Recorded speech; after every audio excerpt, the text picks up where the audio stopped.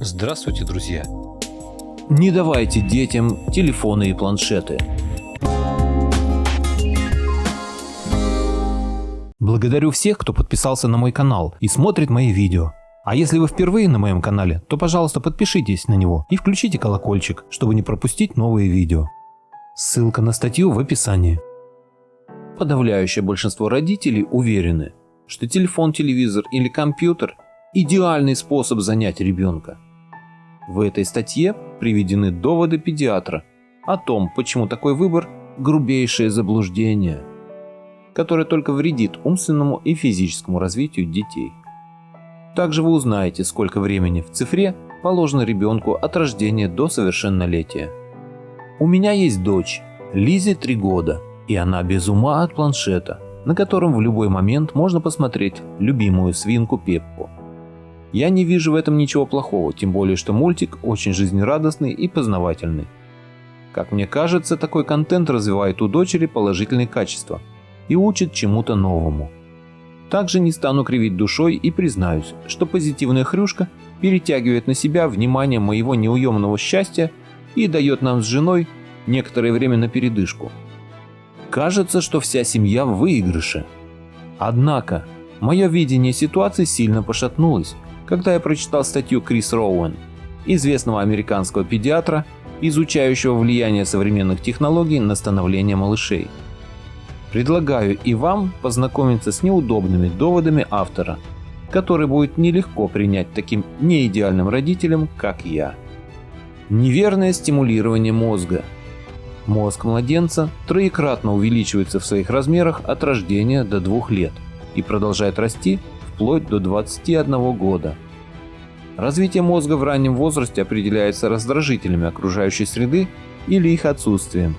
Стимулирование мозга избыточным воздействием гаджетов, интернетом или телевидением, как показывают исследования, связано с когнитивными задержками, повышенной импульсивностью, снижением способности к саморегуляции. Задержка в развитии. Статичное времяпровождение влечет за собой недостаток движения и может привести к задержке физического и умственного развития. Эта проблема стала очевидной в США, где каждый 3-й ребенок поступает в школу, имея отставание в развитии, что ярко отражается на его успеваемости. Подвижность же улучшает внимание и способность к познанию нового. Ученые утверждают, что применение электронной техники вредит развитию детей и отрицательно влияет на их обучаемость. Ожирение. Телевидение и компьютерные игры – пример непищевых привычек, которые напрямую связаны с эпидемией лишнего веса. Среди детей, которые балуются портативными устройствами, ожирение встречается на 30% чаще. Каждый 4-й молодой канадец и каждый 3-й американец страдают синдромом широкой кости. Шутки с шутками, но среди детей с лишним весом в 30% случаев будет диагностирован диабет, а вдобавок к этому лица, страдающие ожирением, подвергаются более высокому риску раннего инсульта и сердечного приступа, серьезно сокращая продолжительность своей жизни. Ученые бьют в колокола, призывая всех и каждого следить за тучностью детей, ведь первое поколение 21 века имеет большие шансы умереть раньше своих родителей. Потеря сна. Сухие цифры по США говорят, что 60% родителей вообще не контролируют, как тесно их чада дружат со всевозможными гаджетами, а 3/4 семей разрешают детям таскать за собой электронику в кровать. Свечение экранов телефонов, планшетов и ноутбуков препятствует началу сна, что приводит к сокращению времени отдыха и недосыпанию. Ученые ставят недостаток сна наравне с недоеданием. И то, и другое истощает организм, а соответственно отрицательно сказывается на усвоении школьных уроков. Психические заболевания. Ряд зарубежных исследований проводят четкие параллели между видеоиграми, интернетом, телевидением и их негативным влиянием на психику молодежи. Так, игромания становится причиной неудовлетворенности жизнью, увеличения тревожности и усиления депрессии. Всемирная сеть, в свою очередь, приводит к замкнутости и развитию фобий. Этот список психических недугов можно смело дополнить биполярным расстройством, психозом, поведенческими отклонениями, аутизмом и расстройством привязанности, то есть нарушением тесного эмоционального контакта с родителями. К сведению, 1 из 6 канадских детей имеет какое-либо психическое заболевание, что зачастую лечится лишь сильными психотропными препаратами.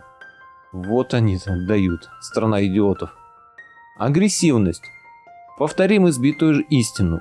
Жестокость на ТВ и в компьютерных играх находит свое отражение в реальной жизни. Просто внимательно взгляните на участившееся физическое и сексуальное насилие в современных онлайн-СМИ, фильмах и телепередачах. Секс, надругательство, пытки, истязания и убийства. Ребенок получает готовую схему поведения, которую он может реализовать в окружающей его действительности. И самое важное, множество исследований приходят к одному и тому же выводу. Насилие с экрана имеет как краткосрочный, так и долгосрочный эффект. Агрессия может появиться далеко не сразу. Цифровая деменция. Научные наблюдения доказывают, что увлечение телевизором в возрасте от 1 до 3 лет приводит к проблемам с концентрацией внимания к 7 году жизни.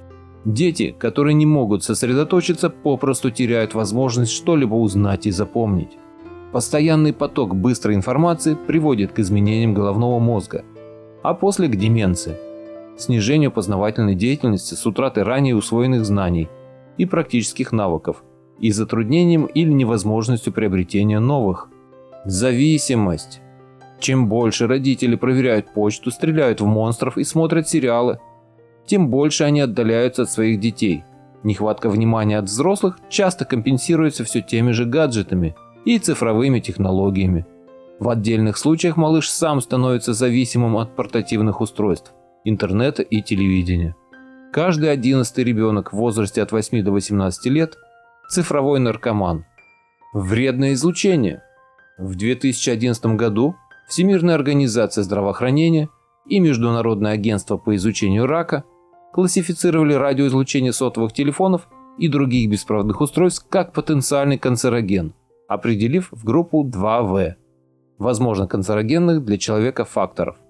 Однако следует учитывать, что дети более чувствительны к различным негативным воздействиям, поскольку их мозг и иммунная система все еще развиваются. Поэтому, как говорят ученые, нельзя равнять риски для молодого и уже сформировавшегося организма. Также обсуждается мнение о том, что радиочастотные излучения должны быть реклассифицированы как 2А – вероятный канцероген, а не текущие 2В. Заключение. Завершая свою статью, Крис Роуэн рекомендует временные рамки, которые являются приемлемыми для детей разных возрастов. Смею предположить, что абсолютное большинство детей ежедневно выходят за лимиты, приведенные в таблице. Стоит ли из-за этого паниковать? Через какое-то время каждая семья узнает свой ответ, верный или ошибочный. Вот она табличка, с которой можете ознакомиться. В общем-то, чем старше, тем лимит больше. Ну, естественно, онлайн-насилие и порнографию смотреть никогда нельзя. Ну и видеоигры с насилием, я считаю, тоже не стоит смотреть. Вот так. Делайте выводы, дорогие мои. Вот такая интересная статья попалась мне сегодня, и я решил поделиться ею с вами. Надеюсь, вам было интересно. А если хотите не пропустить следующие мои выпуски, подпишитесь на мой канал и отметьте колокольчик. Всем спасибо за внимание.